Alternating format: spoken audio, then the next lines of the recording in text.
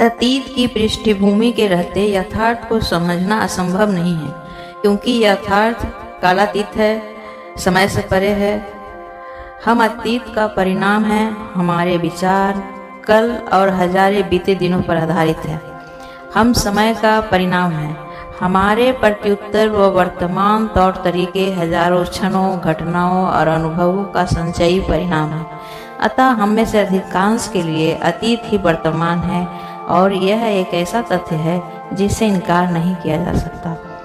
आप और आपके कर्म, आपके विचार, आपके प्रत्युत्तर अतीत के परिणाम हैं। यहाँ सवाल उठता है, क्या उस अतीत को तत्काल पोछा जा सकता है? यथार्थ समय के दायरे में नहीं, बल्कि तत्क्षण या इस संचयी अतीत से वर्तमान में मुक्त होने के लिए मन को समय की दरकार होती है। इस प्रश्न को समझ लेना आवश्यक है कि प्रश्न यह है कि चूंकि हम में से हर कोई अतीत का परिणाम है, अगणित प्रभावों से निर्मित उसकी एक पृष्ठभूमि है जो निरंतर परिवर्तनशील है, तो क्या समय की प्रक्रिया से गुजरे बिना इस पृष्ठभूमि को पोंछ डालना संभव है? यह अतीत क्या है? अतीत से हमारा क्या तात्पर्य है? निसंदेह उससे हमारा तात्पर्य क्रमागत ऐतिहासिक अतीत से नहीं, अपितु संचित अनुभवों, संचित अनुक्रियाओं, स्मृतियों, परंपराओं और ज्ञान से है। अगणित विचारों, भावनाओं, प्रभावों और प्रतिकारी क्रियाओं के अवचेतन भंडार से है। अतीत की इस पृष्ठभूमि के रहते यथार्थ को समझना संभव नहीं है, क्योंकि यथार्थ का समय से क्या संबंध? यह तो कालातीत है, बीता हुआ समय है, समय से परे है। मन जो स्वयं काल की उपज है, उससे हम कालातीत को नहीं समझ सकते।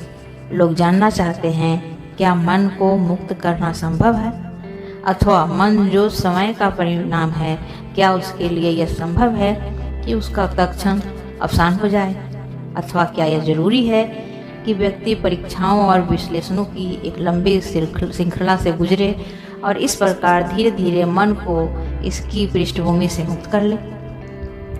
अनेक विश्लेषक कहते हैं, इस पृष्ठभूमि से मुक्त होने की हर प्रतिक्रिया, हर जटिलता, हर बाधा, हर अवरोध की छानबीन जरूरी है, जिसका स्पष्ट निहितार्थ समय की प्रक्रिया है।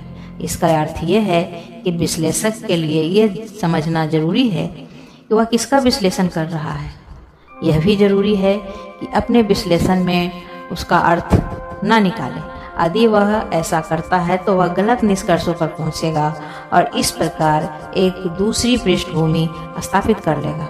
जरा भी इधर उधर न हटकर अपने विचारों तथा भावनाओं का विश्लेषण करने की क्षमता विश्लेषक में होनी चाहिए, क्योंकि एक गलत कदम उठाने का मतलब है कि दूसरे स्तर पर दोबारा एक अन्य पृष्ठभूमि को स्थापित करना।